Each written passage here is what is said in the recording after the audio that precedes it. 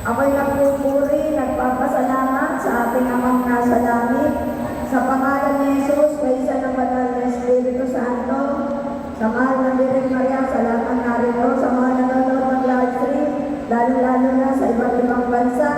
Magandang umaga sa ating lahat. Kawal-kawal kayo, Lord.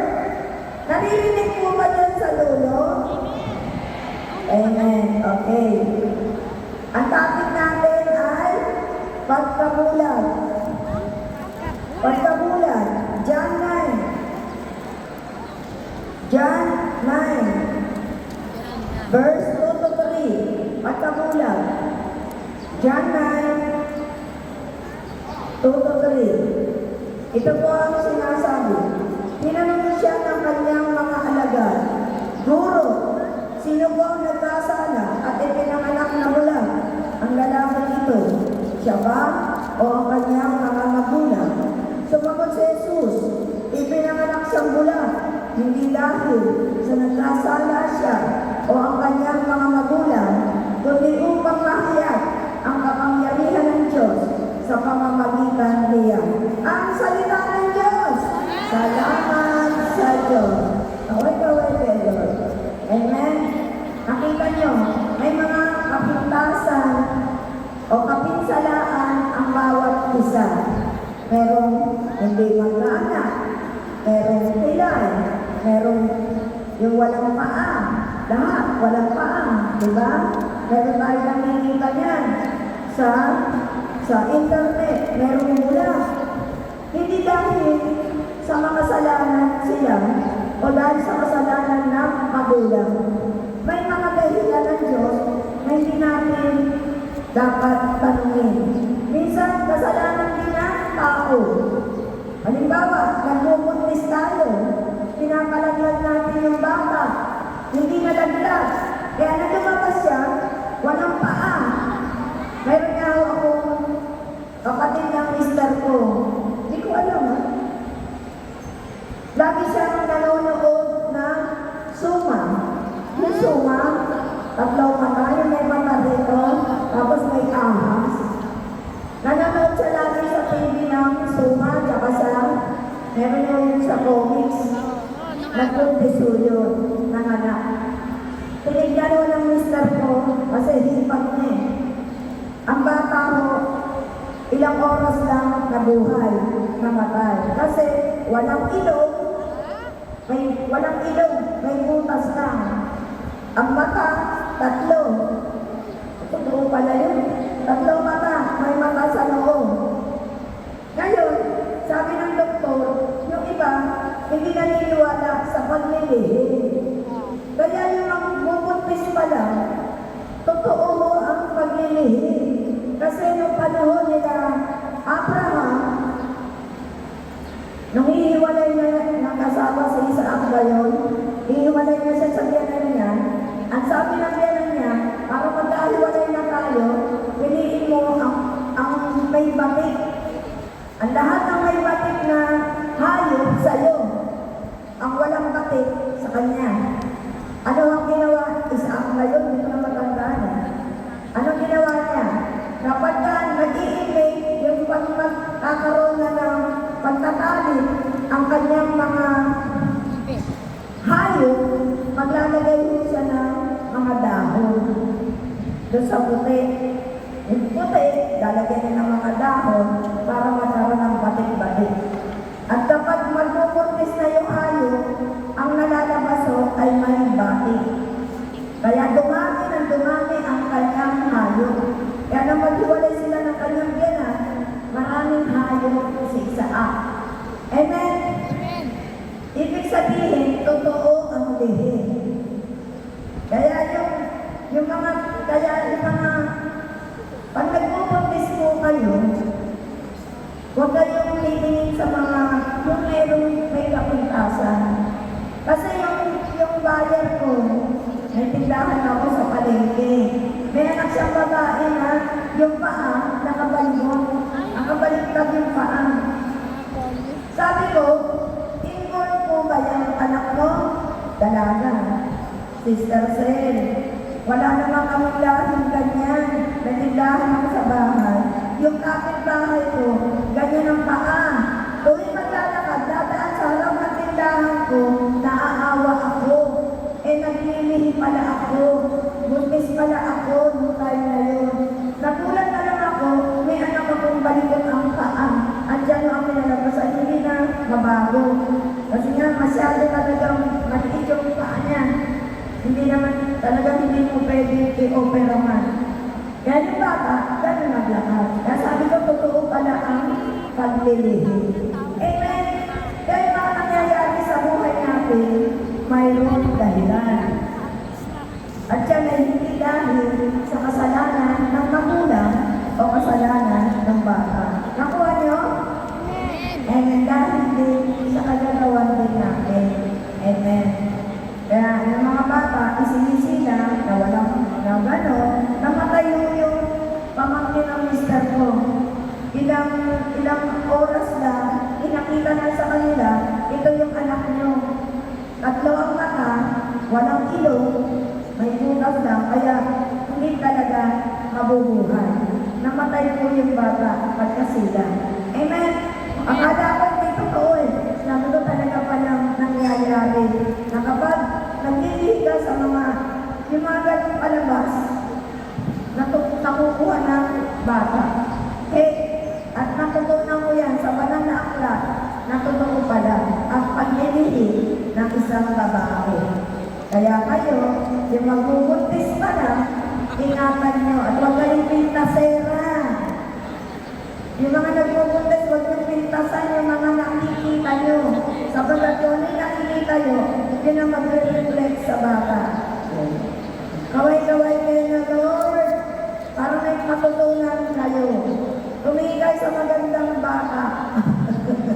Yung mga litrato maganda, yung ate ko, nagpupunti siya, bumili siya ng batang maganda, di ba? May batang maganda. Yun ang tinitingnan niya.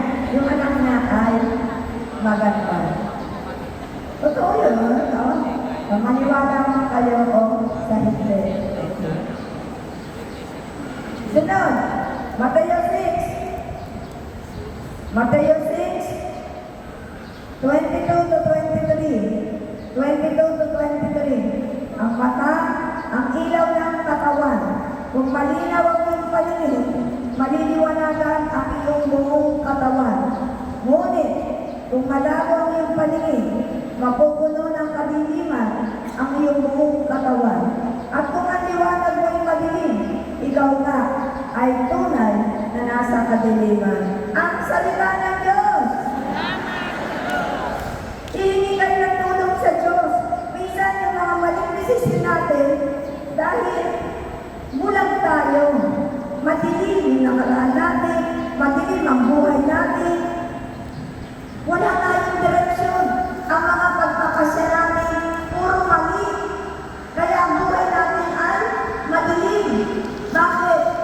Hindi tayo humingi ng tulong sa Diyos. Bigyan ka ng karunungan makakilala ng tama at mali. Tulungan kang magdesisyon ng tama. Amen? Kailangan mo ang tulong ng Diyos sapagkat siya ang nakakaalam kung anong darating sa araw ng bukas. Kung ito bang asawa mo ay magiging mabuti sa'yo. Hindi ka ba niya iniiwan? Hindi ka ba niya pagbabayaan? Itasal mo siya sa Diyos. Sabihin mo kung ang lalaki ito'y o ang babae ito'y karapat-dapat sa akin. Magiging asawa ko siya. Kung hindi siya karapat-dapat sa akin, magkakaroon ng handa para hindi kami matuloy sa pagiging mag-asawa. Amen? Dapat pala gano'n. Hihingi ka ng tulong sa Diyos. Ang sabi ng brother din sa amin ng araw, sa aming dalawang magkapatid, kami yung layas ng babae. Ang sabi na sa isang kapatid ko, ay naninigaw, huwag mong patulan yan. Sabi ni brother Ray, maghihirap ka. Hindi ang makakapagtrabaho. Ikaw ang magtatrabaho sa buong buhay mo. Dalaga pa yung kapatid ko, ha? Pero totoo ang nangyari. Siya ang humawak ng buhay. Siya ang nagtrabaho. Siya ang gumawa ng paraan para mabuhay sa mundo nito. At sa akin, ang malaman niya na yun ang isang naniligaw sa akin, Celia,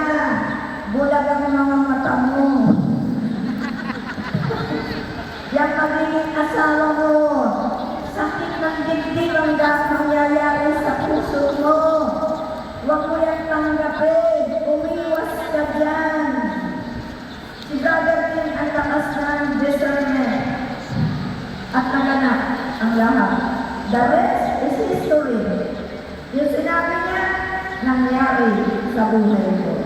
Kaya ako minsan, hindi ko rin alam, dahil hindi ako marunong humingi sa Diyos kung ano ang tama at mali.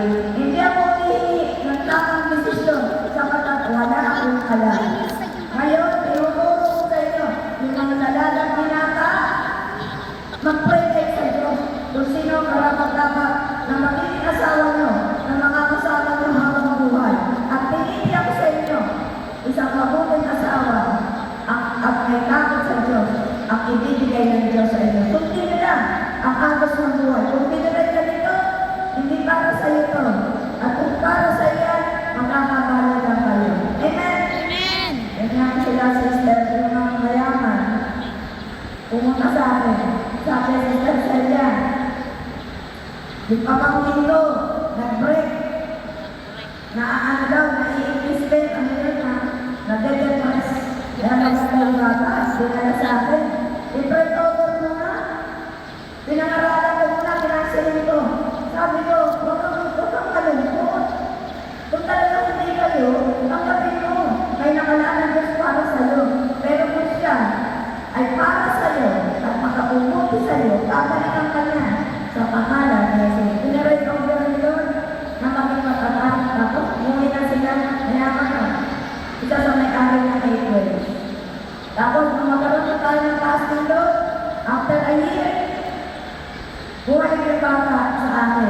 Dala-dala. Sister Celia, nagkabalik na sila at ikakasal na. Baka kayo mag-asawa na sila. O, palakpakan natin ang Diyos na buhay, kaway-kaway. Diba?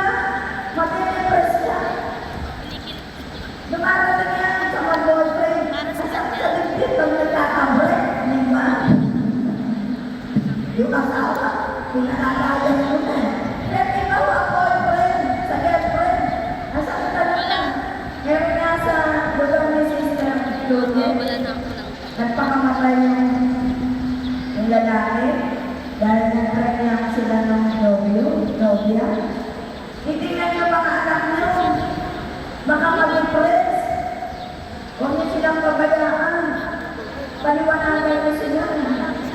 Yung kasi pagdating sa boyfriend, masakit talaga. Ako naramdaman ko yun.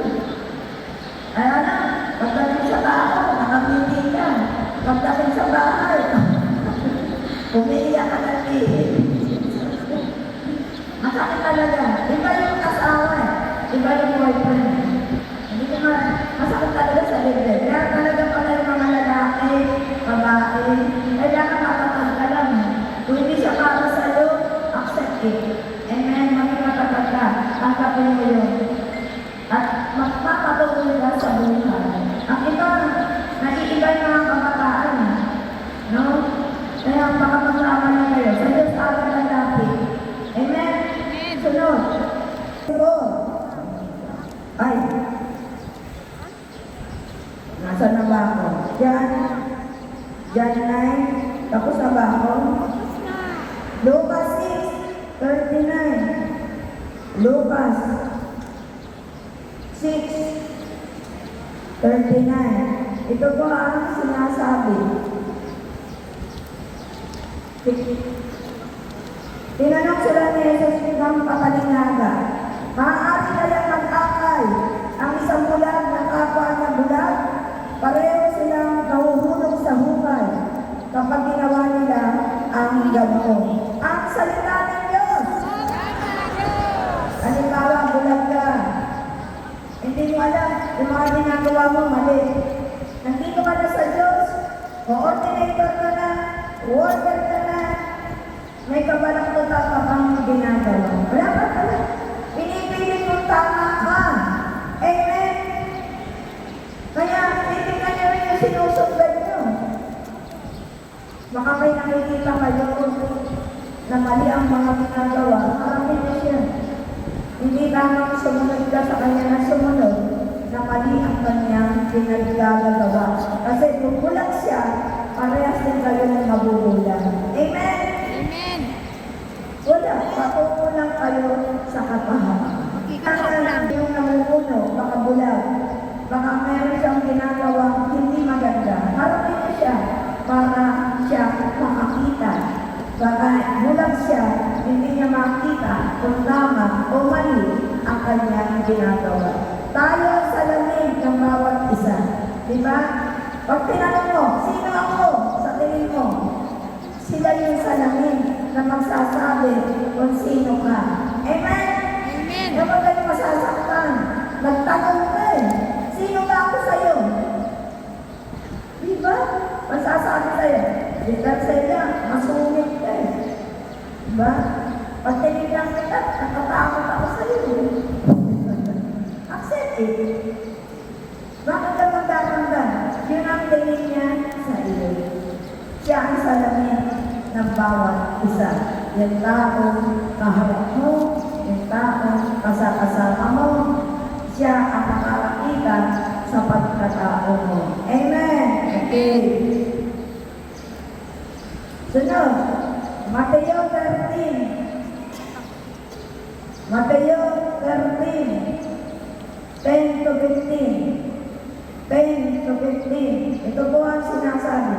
Lumapit ang mga alagad at tinanong si Jesus, bakit po ninyo dinadaan sa talinghaga ang inyong pagtuturo sa kanila? Sumagot siya, ipinagkaloob sa inyo ang karapatang maunawaan ang hiwaga tungkol sa kaharian ng langit. Ngunit hindi ito ipinagkaloob sa kanila. Sapagat ang mayroon ay bibigyan pa at mananagana, ngunit ang wala, kahit ang kakaunting nasa kanya ay kukunin pa. Nagsasalita ako sa kanila sa pamamagitan ng talinghaga, sapagat tumitingin sila, ngunit hindi nakakakita, at nakikinig, ngunit hindi naman nakaririnig, ni nakakaunawa man. Natutupad nga sa kanila ang propesiya ni Isaias na nagsasabi, makinig man kayo ng makinig, subalit hindi ninyo mauunawaan kailanman. At tumingin man kayo ng tumingin, subalit hindi rin kayo makakakita kailanman. Sapagkat naging mapuron na ang isip ng mga taong ito, mahirap makarinig ang kanilang mga tenga at ipinigit nila ang kanilang mga mata. Kung hindi gayon, sana'y nakakita ang kanilang mga mata, nakarinig ang kanilang mga tenga, nakaunawa ang kanilang mga isip, at nagbalik loob sila sa akin, at pinagaling ko sila. Subalit mapalad kayo, sapagkat nakakakita ang inyong mga mata, at nakaririnig ang inyong mga tenga. Ang salita ng Diyos! Marami kayo kailangan makarinig mo tayo.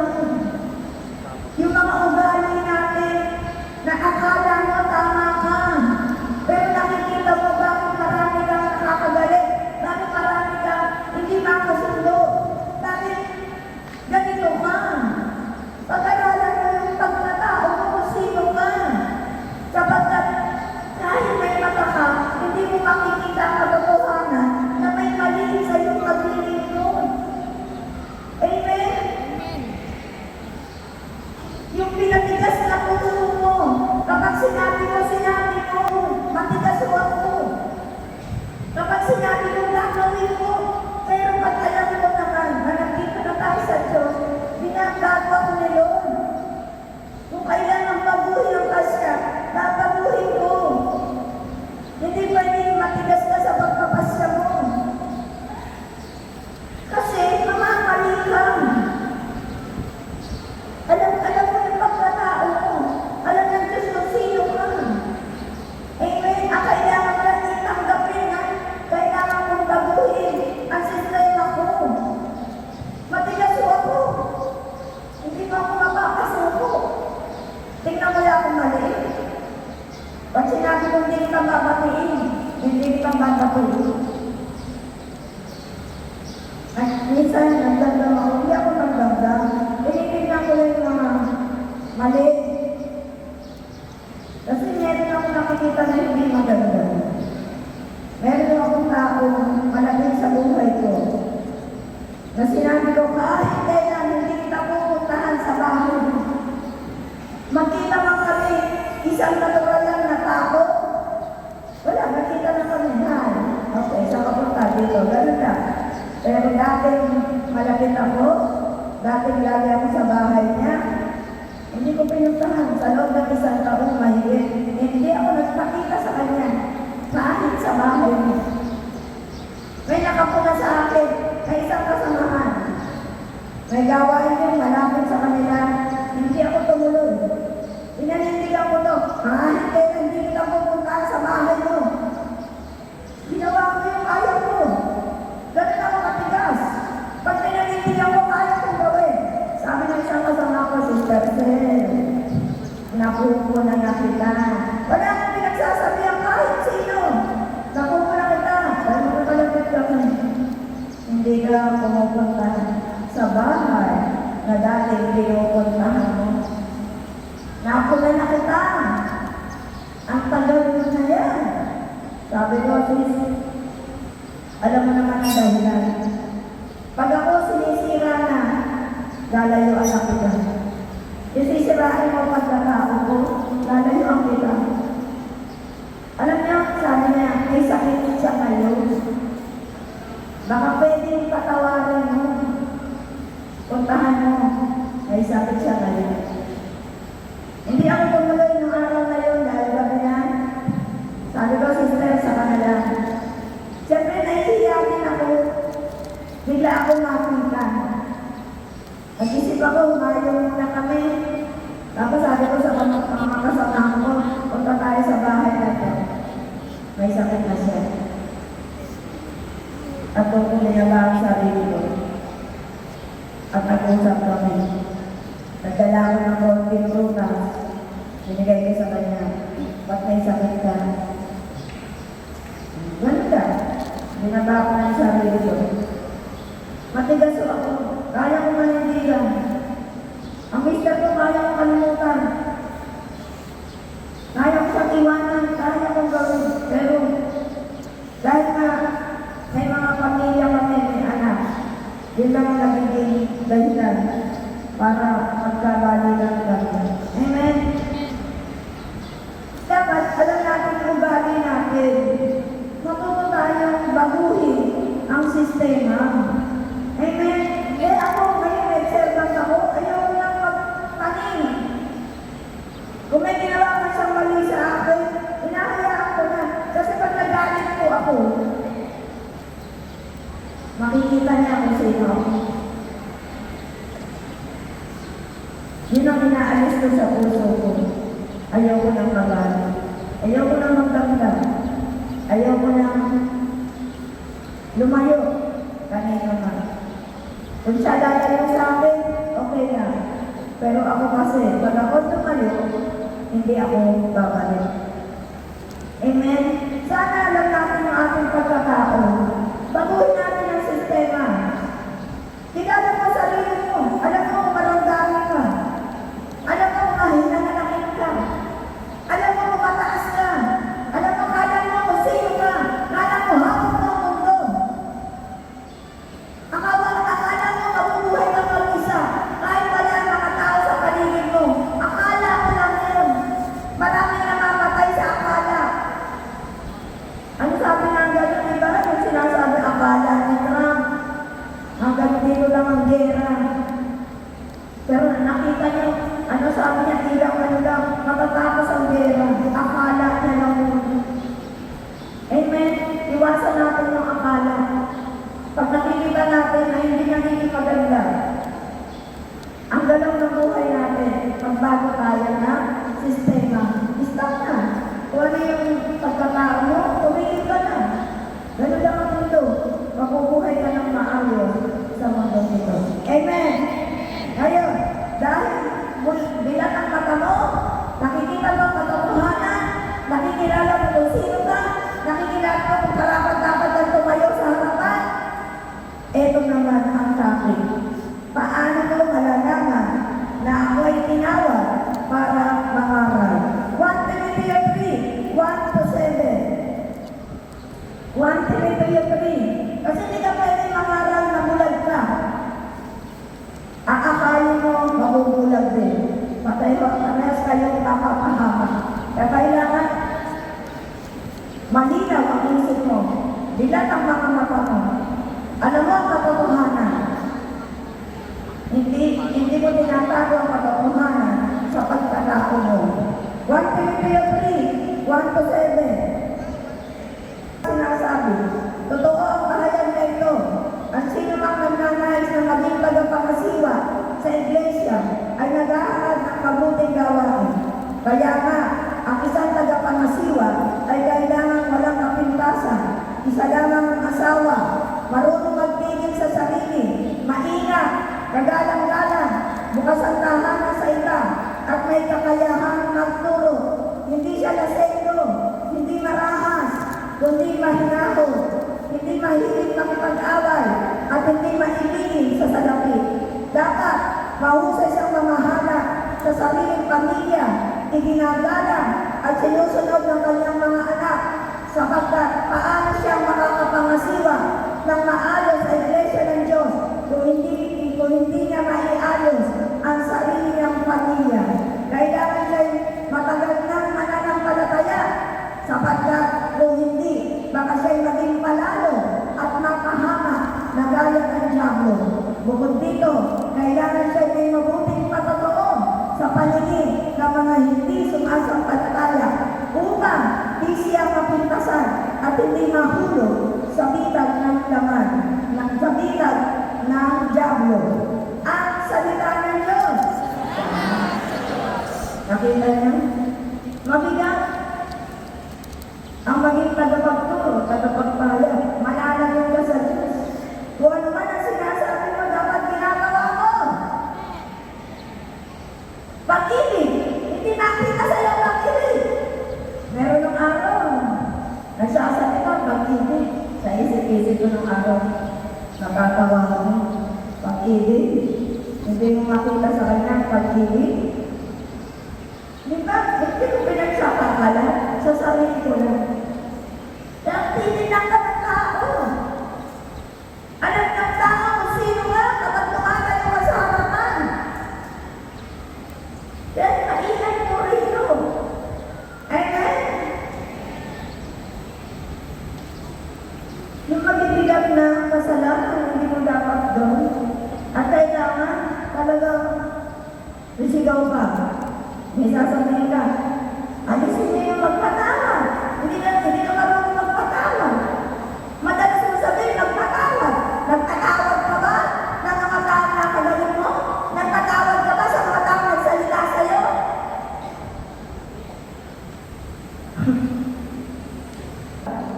Na hindi ginagawa ang kanyang mga pinagsasasabi. Okay, sunod. Santiago 3, verse 1. Mga kapatid, hindi dapat na maging puro ang marami sa inyo dahil alam ninyo na tayo mga nagtuturo ay hahamulan ng mas mabigat, ng mas mahigpit kaysa iba. Tayo lahat ay nagkakamali sa iba't ibang paraan. Ang sino mang hindi nagkakamali sa kanyang pananalita ay isang taong ganap at marunong magpigil sa sarili. Ang salita ng Diyos. Lahat nagkakasala. Amen? Hindi madaling magsalita sa harapan ng tao. Kaya mananagot ka sa iyong mga sasabihin. Amen?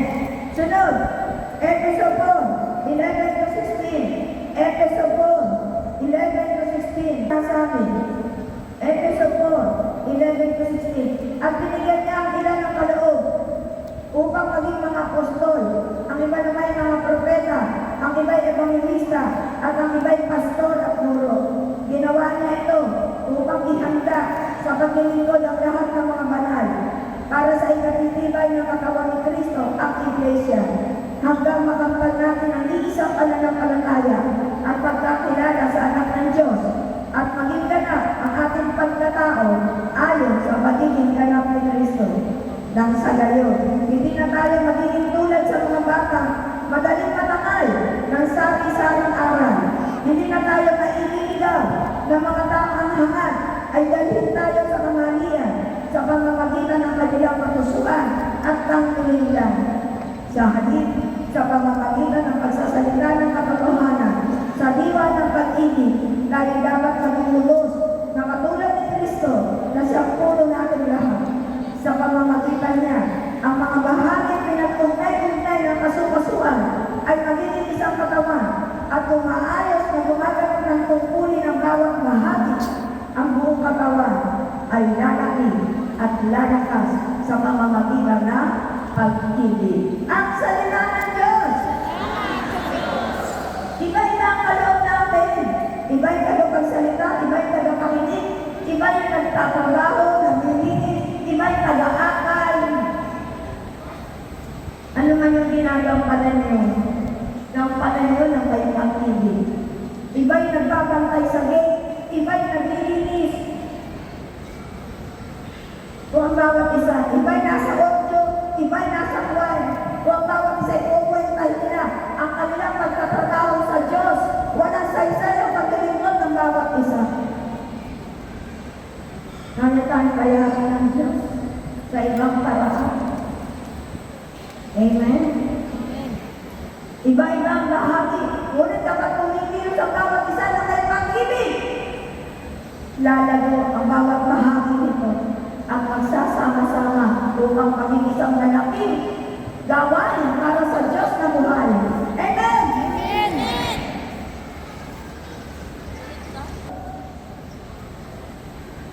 2 Timothy 4. 1 to 2. Ito po ang sinasabi. Sa harap ng Diyos at ni Kristo Jesus, na darating bilang hari, matahabol sa mga buhay at sa mga patay, inaatasan kita, ipangalan mo ang salita ng Diyos. Pagsikapan mong gawin iyan, napapanahongan o hindi, himugin mo at pagsabihan ng mga tao, at palakasin ang kanilang loob sa pamamagitan ng matyagang pagtuturo. Sa darating ng panahon, hindi na sila makikinig sa wastong katuruan. Sa halip, susundin nila ang kanilang hilig. Maghahanap sila ng mga tagapagturo na walang ituturo, kundi ang ibig lamang nilang marinig. Hindi na sila makikinig sa katotohanan. Sa halip, ay ibabali ang kanilang pansin sa mga alamat. Ngunit ikaw, maging mahinahon ka sa lahat ng oras. Magtiis ka sa panahon ng kahirapan. Gampanan mo ang tungkulin ng isang manangaral ng magandang balita at pagputihin mo ang iyong paglilingkod sa magandarating ng panahon ng pagpanaw. Yun na lang po. Ang salita ng Diyos. Nakita nyo? Walang paghahanap. Gampanan ang tungkulin. Kahit sa panahon ng kahirapan, hindi sa panahon may salapigan. Lahat daraan sa kaginawahan, sa kahirapan, sa kasakitan, sa problema. Nagpasan nyo lang lahat ng yan. Kung anong gampanin niyo, gawin nyo. Nag-video-overnight ka. Nag-CCO ka, nag-fellowship ka. Kahit walang kamasahe, mag-lakad ka. Naranasan ko maglakad.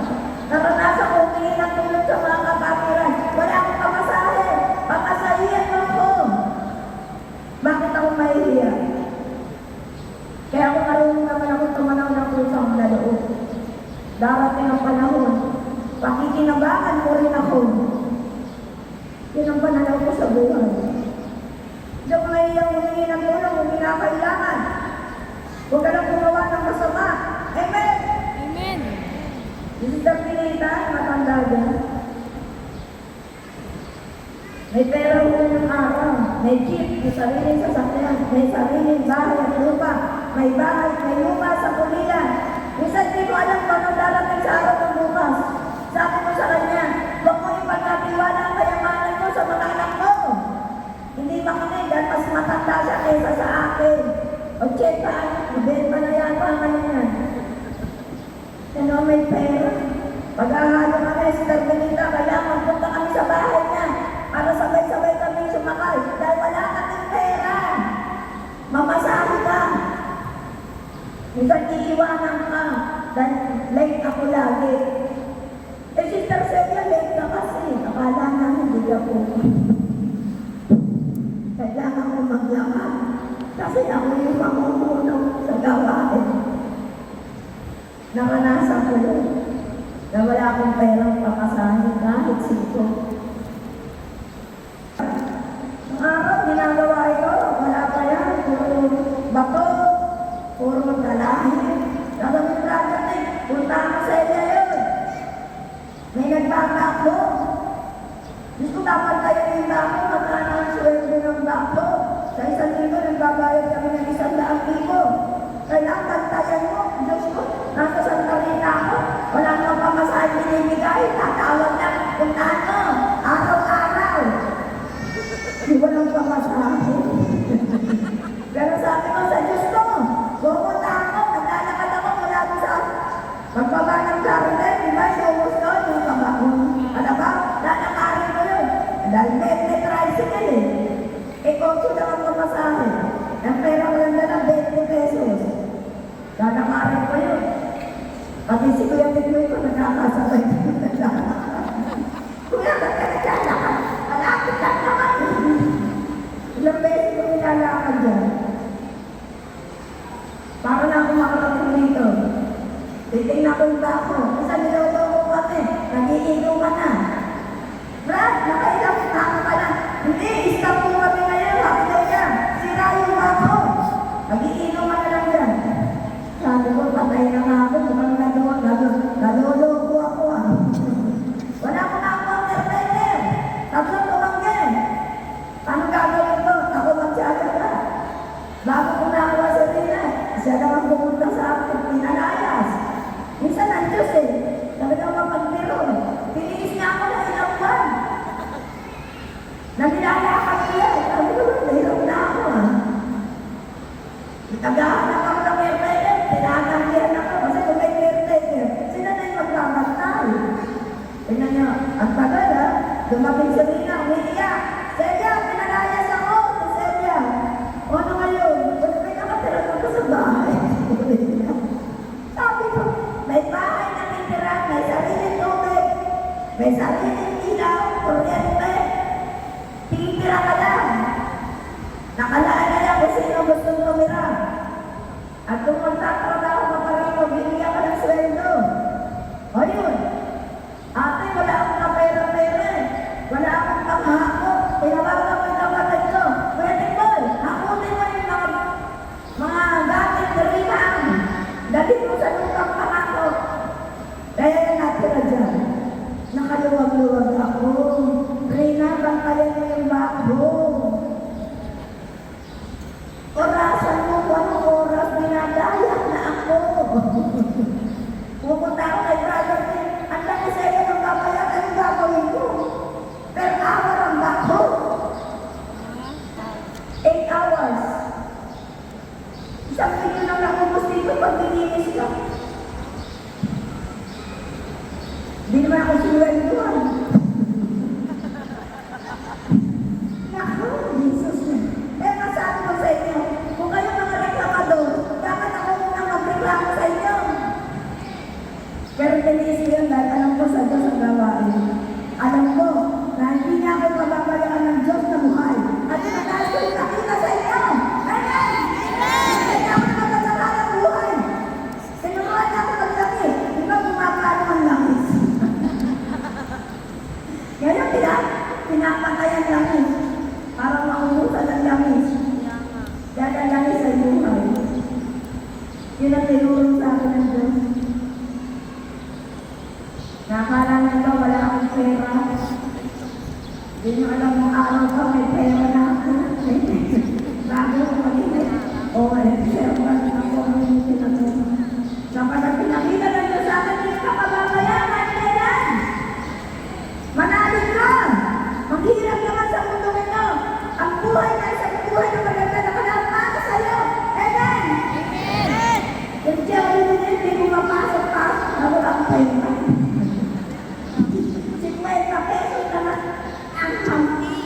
ano ba yun? Ang chicken, hindi ko mabili, hindi ko makain. Maghihinayang ako ng buhok, pumasok. Ngayon, yung mga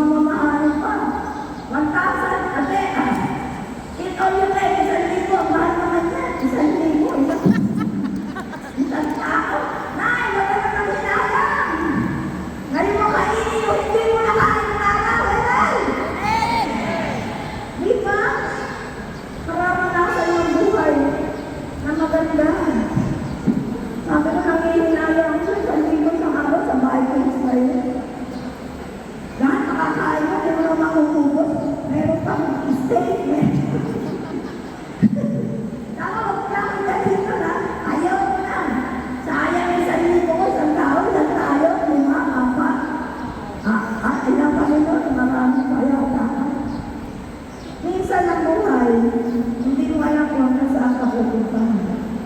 Magtuloy lang kayo sa Diyos, naghihirap, tuloy kayo. Huwag kayo titigil. Ako pa tumigil? Kahit minsan daw tumigil. Mawala lang pang masahe sa kalooban. Wala talaga eh. Hindi ako makakapunta.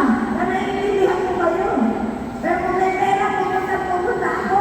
Eh then, yung tinapat kayo. Kung may magagawa gawin nyo. Kasi makikita ng Diyos sa inyo na kaya na kayong kasalanahin sa isang punta. Amen! Hindi ako naghirap ng matagal sa mundong ito. Amen? Okay. 1 Corinto 9, verse 16. 1 Corinto.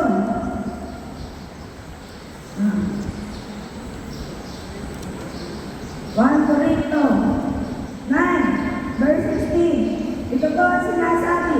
Hindi ngayon nangangaral ako ng magandang balita ay maaari na akong magmalaki. Sapagkat yan ay tungkulin inihatag sa akin. Sumpahin ako kung hindi ko ipangaral ng magandang balita. Kung ginagawa ko ito ng pusang loob, ako'y may maasahang kabayaran. Ngunit ginagawa ko ito bilang pagtupad sa tungkulin ipinagkatiwala sa akin ng Diyos. Ano ngayon ang ating kabayaran? Ang maipangaral ko ng walang bayad, ang magandang balita, at ang hindi ko pagkakti ng karapatan na umukol sa akin bilang tagapangaral. Ang salita ng Diyos! Salamat sa Diyos! Kung bigyan ka, bigyan ka. Kung di ka bigyan, okay. Sa COP, walang bigayan. 30 taon na akong nag-COP na wala akong pinagkakaan sa karapot na pera. At kung bibigyan ako dahil nasisiyan sa kapatid ko, isama mo sa lagopin. Hindi ko tinatanggap. Bilang kabayaran sa panahalo ko. Ayoko kayanin ko. Okay, nagbibigay sa akin. Pag nagandaan ko, lalapitan ako, hindi sa iyo yan. Nag-laboratory na ako. Tapos isasama ko sa laboratory. Sama niyo yan. Dahil ito yung tinatanda ko sa salita ng Diyos. Dahil na ng kalong makakamit ko rin yan. Amen! Pero kung mahal ang pagpuli mo maging sa Diyos at sa tao,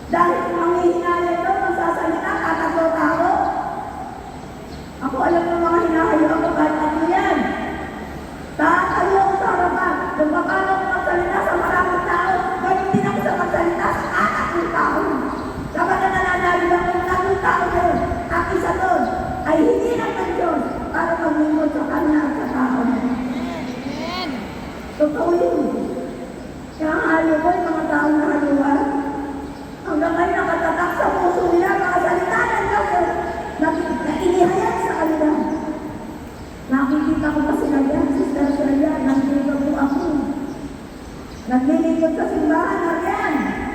Kumaatin. Head ka ng SPPC, nagyang ka.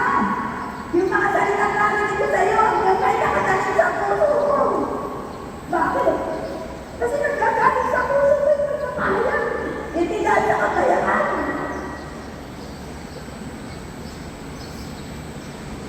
Gamitin nyo na maging mabuting mga kayo. Hindi dahil sa salapin. Hindi sa anumang kabayaran. Kung ano wala ka nagbibigay sa akin. Sabi ko, sana, bigay ng bigay. Bigay dito, bigay dito. Sabi ko sa isip ko, sa inyo na yan. Siyempre, hindi naman ako namumulong. Pero hindi ko ako lahat. Darating din pala sa buhay ko yun. Hindi ko hinahangal yun. Pero kahit hindi pala hangalin, ipakikita sa inyo na sa inyo, mag-please ka lang. Wala akong damit na maganda, hanggang makakili. Nagkakalaman ako, nahirap lang ako ng damit. Bakit bumili ako? Bakit kailangan na alam mo? Lipat dahil sasayahin na naman na ako. Para lang maganda sa kasal ng dalawang anak ko. Hinirap ko lang. Siguro nahihiyakay na hirap. Yung saselo, mag-play sa uli, sa'yo na yan. Nagpagamit ko lang, kaya nag-first lang. Ganyan mo ako katipid. Hindi mo ako makapagamot. Wala rin lang pera. Ang maganda rin naman ako sa sukot ko.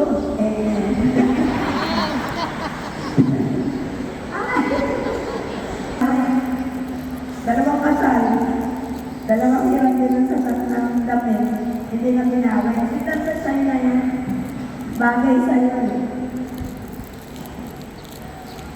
Ayun, tambak-tambak ang damit mo. Diba? Minsan, not mo expected. Itong damit na to, sinigay lang sa akin ng isa sa lender namin, sa Bungol. May wala na siya. Hindi na siya sumasama. Ilang taon na to? May 10 taon na ang damit na to. Sasabihin mo ba 10 taon? Totoo, inayanatakal mo ang bigay. 10 taon na to sa akin. Kaya kasi bago pa lang kami dito, binigyan niya na ako. Pinahinga ka, kasi alam niya wala akong damit. Okay. Jeremias 20:8-9. Jeremias 20:8-9. Ito po ang sinasabi. Tuwing ako'y magsasalita at sisigaw ng karahasan, pagkawasak, pinagtatawanan nila ako, hinahamak, sapagkat pinapaalam ko ang iyong salita. Ngunit, kung sabihin ko, kakalimutan ko na si Yahweh at hindi na ako magsasalita para sa kanyang pangalan, para naman ako'y na naglalagaglag sa aking kalooban ang iyong mga salita. Ako'y na nakakulong sa aking mga buto.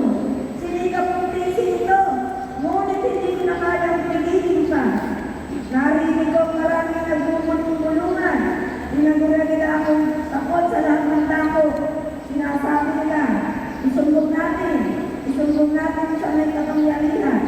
Pati matatali kong kaibigan, naghahangal ng aking namamakan.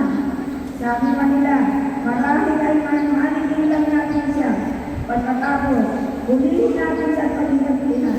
Subalit daw Yahweh ay nasa panig ko, tulad sa malakas at makapangyarihan ng derima. Mabibigo ang lahat ng umuusig sa akin. Mapapaya sila at hindi magtatagumpay kailanman.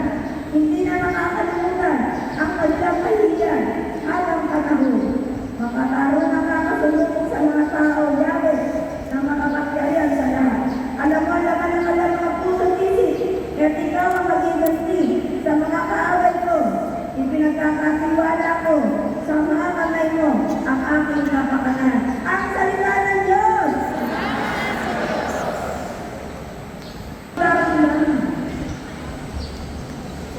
Kung meron ang sasabi sa inyo, ganito. Di ba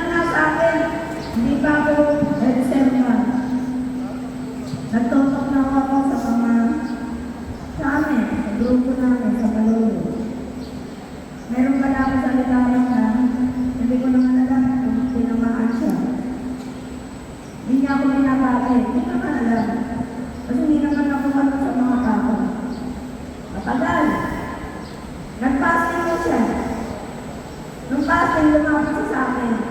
Mr. Celia, patawarin mo ako. Bakit? Ano kasalanan mo sa akin? Wala naman akong alam na nagawa kasalanan sa akin. Nagkasala ako sa iyo. Nagdagdag mo ako sa iyo. Nang magpapari mo. Nasaktan mo ako sa sinabi mo. Hindi naman ikaw yung tinutukoy ko eh. Hindi na ako nakilala ng gaano. Meron man akong binabagay, ikaw hindi ikaw mo. Kasi kung sino lang kilala ko, at kung sino lang ang alam ko, alam niya yun kung siya yun o hindi. Hindi may katago yun. Pero alam ko, hindi ikaw. Kasi hindi kami dalawa eh. Alam ko po, Sister Sen, kaya nga makuha sa ilang tawad. Yung mga salita ko pala ay totoo. Di ba? Kaya hindi na ako tayo makakuhin. Kasi, ang salita ng Diyos, buhay, mabisa, matalas, kaysa rin ang tabak na magkabilay galing, na tumatagos, mag-isang pinag-iwalayan ng kaluluwa, ng espiritu na makakasumasyon, utak sa motor. Si brother nila, pag nagtulog yan sa may tao, tinatamaan mo ako. Ito naman na, may dapat akong baguhin. Diba? Kasi, may jumper ako. Natitinda ako na ako distributor ng mga alak. Ang lahat ng bigote. At magtawag si Dada. Huwag kayo magtitinda ng alak. Kaya nagdadala ng kasalanan ng iba. Naku po, Diyos ko, sabi ko, eto na.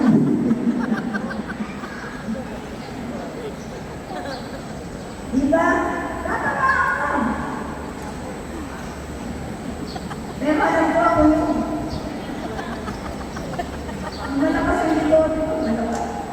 Pagpasko, 200 guys na beer, 200 guys na Red Horse, 100 guys na mga sari-sari soft drinks, ang dinideliver sa akin. Ang labas ng bahay ko, punong-puno ng mga bigote. Sa isang araw, 2 araw, gusto. Nagdideliver lahat sa mga bahay-bahay. But, kaya yung bayo ko si Leslie,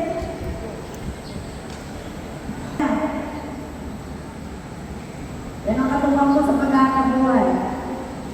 Ang mister mo, tutulong lang yan pag gusto niya. Siya yung tagahapon sa lahat. Kaya ho, isang bibigyan ka ng Diyos na katuwang sa buhay para mamuhay ka ng kaayos sa daigdig nito. Pero tinigil ko na po, ang Diyos na rin ang gumawa ng dahilan para mahinto. Ano sabi sa akin, Lord? Dahil na ba't natinigil? Diyos na may gusto eh, hindi na ako. Inap ko lahat. Hindi ko ako baksak ha. Inap ko lang, ayaw ko na. Tinatamaan ang lagi ng brother Ned sa kanyang mga salita. Amen! Amen. Sumunod ka na. Mahirap sumunod. Pero unti-unti alam niyo kung paano ka susunod. Amen! Kapag nasasalasa kayo, hindi naman kayo makaalam ko ng buhay niyo. Sinasabi ko lang kayo, general. Amen? Amen. Kung meron na akong kinukwento, alam nila yung kung sino yun. Pero hindi kayo. Amen? Amen. Okay, kaway-kaway kayo, Lord. 1, 2, 3. Dito.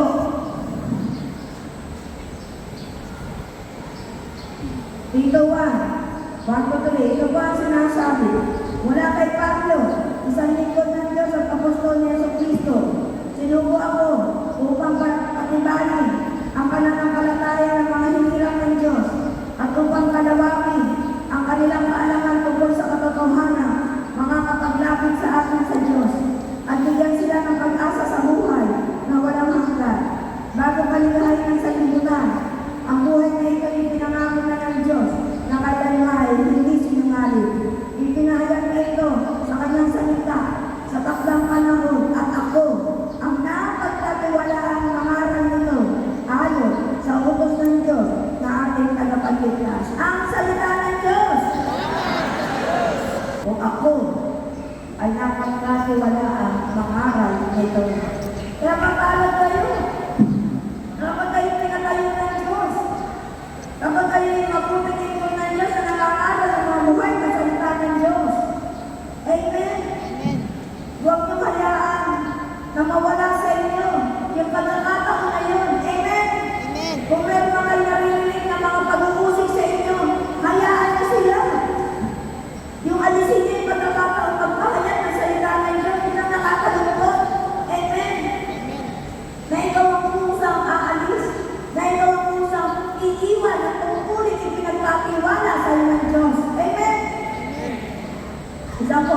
coordinator ko. Mr. Lucy. Ano naman nila? Matagal na coordinator mula pa sa pool. At siya ang pinabala ko tinagay bilang overall ng Malolos. Nagulat ako. Madalas magsabi sa akin, Sister Sel, palitan mo na ako. Hindi ko na kaya maging coordinator. Sabi ko, Lucy, hindi kita papayagan. Ikaw nga nakatalaga sa akin para pumalit sa akin bilang overall ng Malolos. Malaki wala ako sa'yo. Hindi, Sister Sel. Bibitaw na ako. Magiging member na lang ako. Hindi ko pinayagan. Hindi pwede. Mag-isip-isip ka. Balik ulit. Sige na, Sister Sel. Nahihirapan na ako umawag. Ang titigas ng ulo ng mga kasamahan ko. Ayaw nila sumunod. Yun ang dahilan, ha? Hindi pwede, Lucy. Manatili ka dyan. Kaya ang tungkulin binigay sa ng Diyos. Baka tunay, dami na naman. Ang apat hanggang kaliman. Yung pinakahulit kaliman, bumalik siya sa Sel. May sakit na raw siya. Ano sakit mo? Sabi ko sa'yo, huwag kang mag-resign na mag-resign. Hindi mo kaya malat sa pool. Alam na Diyos na dapat ang mag-report sa kanya. At ka mag-resign, pag may pagkakatiwala sa iba. Na ikaw ang tungkulin mo ang makuha ng iba. Kaya ikaw ang may karapatan niyo. Sa'yo binigay ng Diyos yun. Bumalik siya, may sakit na siya. Akala namin ay, ano ba yun? Bato sa akto. Madali lang niya kung bato sa akto. Pero nang mapunta siya sa ospital. Yan sa Padilla, na x-ray lahat. Ang sabi ng doktor, sa lapay ang sakit. Nagpunta ako, nag-pray over. Sabi ko, ano ba ang basta mo? Sa pangalan niya, hindi na siya binigyan ng kahit paano ko operahin yan? Kung si Rudy Fernandez na ay sakit sa lapay, ang sakit, hindi pwede operahin, makakatay ka. Lapay mo yan. Buti pa sa akin, hindi na pinopera. Ang sabi niya ng pamangkin, sinabi ng doktor, Sister Celia, hindi gagalawin ng lapay. Ano ang gagawin para operahin siya? Yung bituka ang ililisa sa lapay. Ililisa sa bituka para hindi daanan ng lapay. Paano yun? Kaya daw ng doktor. Sa isip ko, babaguhin mo yung takbo ng bituka. Na-opera. Nagbayad ng $1,000. Naubos ang pera niya. May pera ho niya. May apat na mga apartment ba? Dalaga. Dalaga ho niya. Dalaga. Na-operahan. December yata. January, February. Birthday niya. March din yata yun. Nagkaroon ng birthday organization sa kanila. Nag-iiyakan kami. Bakit? Wala na. Sabi nga si Tarcelia. Sabi ko, ewan ko. Niyakap na ako sa ulit sandali. Nakapit kita si Tarcelia. Pero nakahanda na ako. Kung ito na yung oras ko. Birthday ko na yun. Hindi ko naman ang punta birthday na sa bahay nila na birthday evangelization kami. Pero sinusukan na ang kinakain. Wala nang pwede pumasok sa kanyang bituka, inilalabas din. Dahil mapait, dahil na iba ang takbo ng bituka. Sana hindi na nagpa-opera. Yung nasakit ito sa lapay, hanggang ngayon buhay pa yung mama. Sumunod na yung asawa, sumunod na yung lalaki, at yan ang ngayon, sakit sa lapay. Ay, buhay ka, panayin siya, hindi. Ang pa-opera na kasi may pera. Kasi sa mahirap may pera. Kung walang pera yun, ano pa papa-opera niya? Malaki yung gagastos eh. Kulang-kulang lang yun. Hindi ko yata inubos niya rin. Inabot lang siya ng 2 buwan. Ang makal. Gusto niyang bumalik. Kasi hindi na ako mag-resign ngayon pa. Huli na. Yung lang masabi ka. Sige na ako.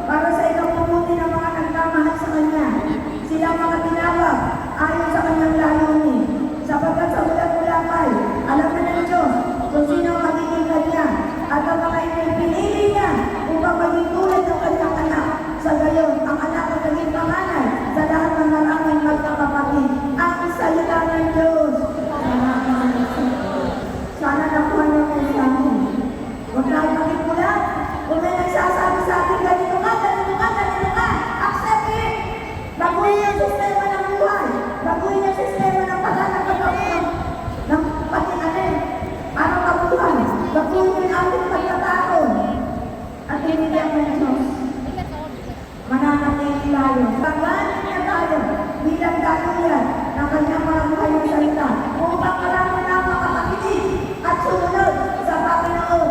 Hindi sa lakas natin, hindi sa karunungan ng tao, kundi sa kapangyarihan, karunungan at ang habag ng Diyos. Sa pangalan ni Jesus, sa isang tinig, luwalhati sa Ama at sa Anak at sa Espiritu